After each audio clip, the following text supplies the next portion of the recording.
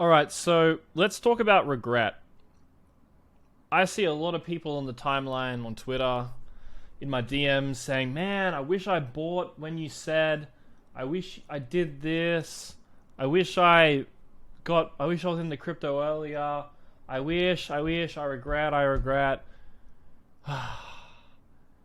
Every single investor in all of crypto could have made more money than they currently have. There is not one single investor who perfectly executed everything and had zero regrets. It is genuinely impossible to not have a regret in the market because it is just never possible to be that good at markets. It's like impossible. You can't just perfectly sell a top, perfectly buy a bottom into infinity. There will eventually be one fuck up, one coin you miss, something you do wrong, you get hacked, something goes wrong. And the only way that you could ever possibly mitigate all regret is if you could somehow go back in time to constantly stop making the mistakes that led to the regret. But none of us have a time travel machine, so all of you have to get used to dealing with and ignoring regret, because every single person in crypto is an on-paper millionaire. If they would have just bought Bitcoin earlier, if they would have just bought when I said buy, they would have all had millions, okay? This is normal. This is just what happens in crypto. So you have to, as I said, ignore regret. Now I've got a little bit of a written up thing here. Let me read it. Regret is an inevitable outcome in markets unless you buy exact bottoms and tops, which is impossible. There's always going to be a coin you could have bought, always a better exit you could have got, always something you could have done better. So the key to market success isn't perfection, is what I meant to write. Isn't perfection, it's being consistently good enough. You must maximize for making 80% of what you want or can 100% of the time. If you try to make 100% of what you think your maximum capacity is, you're going to end up trying to bite more than you can chew. This should be bite. Bite more than you can chew. And you're going to end up choking, right? So if you try to perfectly sell a top, you're going to completely miss it and you're going to fuck up. If you try to perfectly buy a bottom with no downside, you're going to fuck it up too.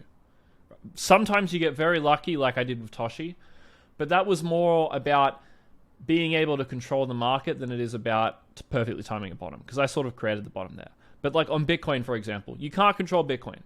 So if you don't buy a bottom, if you don't sell a top, then there's going to be a brief period of time where you regret your decision.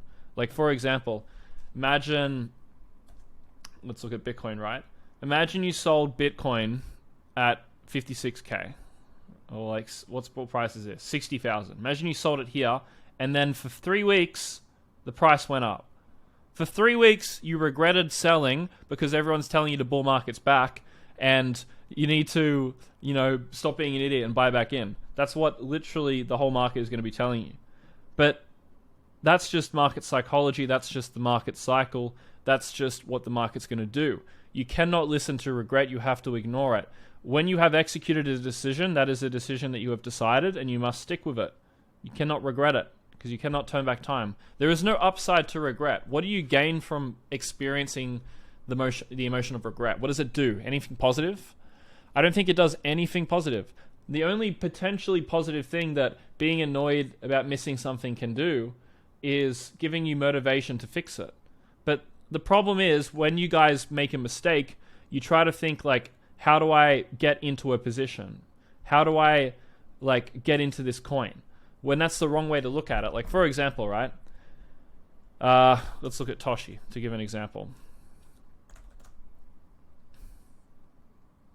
Right? A lot of people didn't buy Toshi when it was at a $3 million market cap.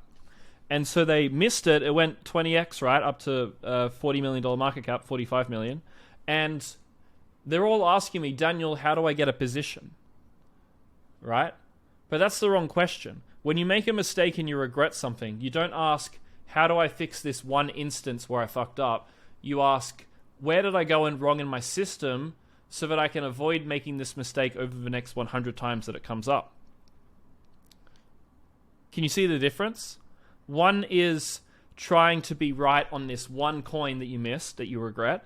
The other is fixing the root cause of the problem so that you can set yourself up for the next 70 years of investing so that you never make that mistake again. What would you rather do if you're trying to get rid of weeds? Would you rather get rid of the weeds from the surface or get rid of the weeds from the roots if you want to truly get rid of them? Because when you guys try to just, and I think I talked about this in the course, when you guys just try to fix this one instance, oh, how do I get into Toshi? I know I missed it. How do I get in? You're just pulling the weeds out from the surface, right? It's like going and drinking to get rid of depression. You're going to feel good for one night, but then you're going to feel like shit the next day and the problem's still there. But if you pull the problem out from the root cause, why did you miss Toshi? What went wrong in your system? You know, what groups were you not in? What mentor did you not have? What alpha were you not getting yourself access to? What time availability did you not have to research when you got told to buy Toshi? You know, you have to factor all these things in. And as well as this, if you ever feel regret, it just shows you don't have a system. Because if you have a system, you never say like, oh, I regret not buying because the system didn't find the coin. So it's like, you know that when you follow a system, you're not going to be perfect. And the execution of a system always has things that it misses, or it always has slightly less than perfect outcomes. But you understand that the system over the long term is going to make you money. You only regret things if you are just sort of approaching market without a fucking plan, without a game plan. So when you have a system, what you do end up saying, because you obviously do get annoyed that you miss something, is how can I make my system better? My spelling's been off in this. How can I make my system better to catch this same setup in the future? It's a much better question to ask than, oh, how do I buy this coin right now? Oh, I'm sorry, Daniel, I missed it. I should have listened to you. How do I get into it? Blah, blah, blah, blah, blah. No. Why did you fuck up in the first place? Pull the roots out of the weeds. You know?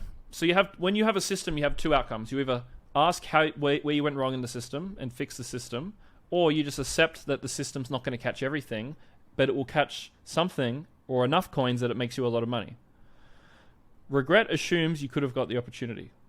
The latter focuses on building a system to avoid the same outcome occurring again. So again, you can't feel regret because everyone made mistakes, not even mistakes, everyone missed things that they could never have caught, which would have made them millionaires. You need to focus on the variables, the inputs that are going to make you a millionaire, which is, what is the system that you follow? What is the strategy? What's the process? When it goes wrong, how can you fix it and make it better? And then just execute that strategy consistently, and boom, you got $1 million. That's how you become a millionaire, not, oh, Daniel, I missed Toshi. Please tell me when to buy in. I can't miss Toshi when it goes to a $300 million market cap, please. That's what you guys are like in my DMs. Anyways, that's the end of this one. Ignore regret. I think you guys get the point. Cheers.